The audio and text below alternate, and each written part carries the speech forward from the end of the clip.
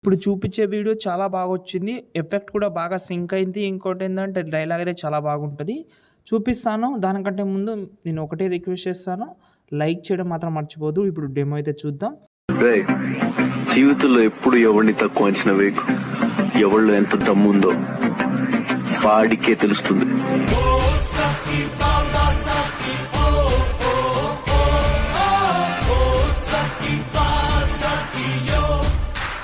Friends, video అయితే చూస్తున్నారు కదా, ఇన్స్టాగ్రామ్లో పెట్టాను. లేకపోతే మీ ఫేవరెట్ యాక్టర్ కానీ సొంత మీ ఫొటోసే పెట్టమని నేనైతే చెప్తాను. ఎందుకంటే మీ ఫోటోతోటే ఇంకా బాగుంటుంది.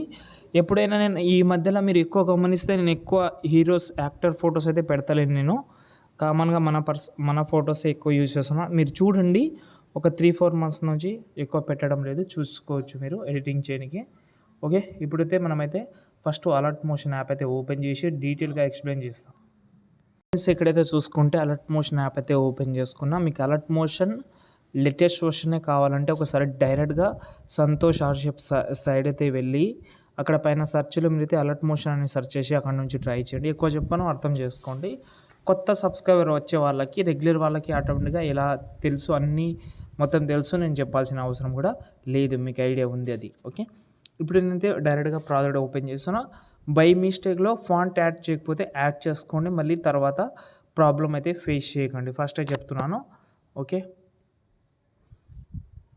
ఇక్కడైతే చూసుకోండి. ఇక్కడ మనకు ఏంటంటే బ్యాక్ సైడ్లో అయితే ఆల్రెడీ ఒక లెటర్స్ అయితే ఉంటుంది. ఈ లెటర్ పెట్టడానికి ఒకటే ఒక రీజన్, కొంచెం కొత్త లుక్ ఇవ్వాలని అనుకున్నాను నేను. ఎందుకంటే ఇప్పుడు మీరు ఎక్కువ గమనిస్తే మనం చాలా రోజుల నుంచి ఒకటే లిరిక్ చేస్తున్నాం, అంటే ఒకటే స్టైల్, ఓన్లీ లిరికల్ పెట్టడం, యానిమేషన్ పెట్టడం, లిరికల్ యానిమేషన్. కొంచెం బ్యాక్ సైడ్లో ఇలాంటి ఒకసారి చేసినా మళ్ళీ ఇప్పుడు చేస్తున్నా. బ్యాక్ సైడ్లో లెటర్ అయితే ఉంటుంది, అంటే ఇప్పుడు స్టార్టింగ్ వర్డ్స్ అయితే ఉంటుంది. ఇప్పుడు ఎగ్జాంపుల్గా రే అని ఉంది కదా, అందులో ఆర్ ఉంటుంది. జీవితం అనే దాంట్లో జే ఉంటుంది. ఓకే, ఎవరు అనే దాంట్లో ఈ ఉంటుంది.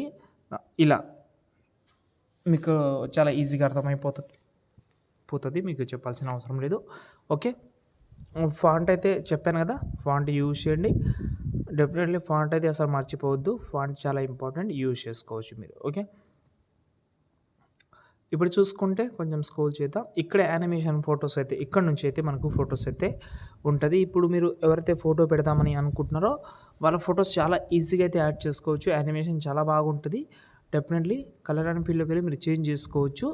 ఇక్కడ మీకు ఒక మెథడ్ చెప్తాను. ఫస్ట్ ఆఫ్ ఆల్ చేంజ్ అయితే చేసుకోండి. ఇక్కడ ఎన్ని ఫొటోస్ అయితే ఉన్నాయో అవి అయితే చేంజ్ చేసుకోండి మీరు. ఇక్కడ మనకు లాస్ట్లో మాత్రం ఓకే, ఇక్కడ చూడండి, ఈ 3 ఫొటోస్ కూడా మీరు చేంజ్ చేసుకోవచ్చు. కానీ ఇక్కడ మీరు కొంచెం అడ్జస్ట్మెంట్ చేయండి, ఎందుకంటే ఈ అడ్జస్ట్మెంట్లో కొంచెం ప్రాబ్లం వస్తుంది. కొంచెం జూమ్ చేయడం కానీ మీకు రీప్లేస్ పెట్టేటప్పుడు ఏమవుతుందంటే కొన్నిసార్లు హెడ్ కట్ అవ్వడం కానీ అలాంటివి జరుగుతుంటుంది. అప్పుడే మీరు ఒక పని చేయాలి, ఏంటంటే మీ ఫోటో ఉంటుంది కదా, ఆ ఫోటో సెలెక్ట్ చేసుకోండి. ఇలా ఎగ్జాంపుల్గా ఒక నిమిషం చూపిస్తాను. ఈ ఫోటో ఉందని అనుకుందాం మనం. ఈ ఫోటో ఉంది. ఓకే, ఈ ఫోటో యాడ్ చేసిన, ఈ ఫోటోని టైల్స్ ఎఫెక్ట్ అయితే యాడ్ చేస్తా, చూసుకోండి మీరు.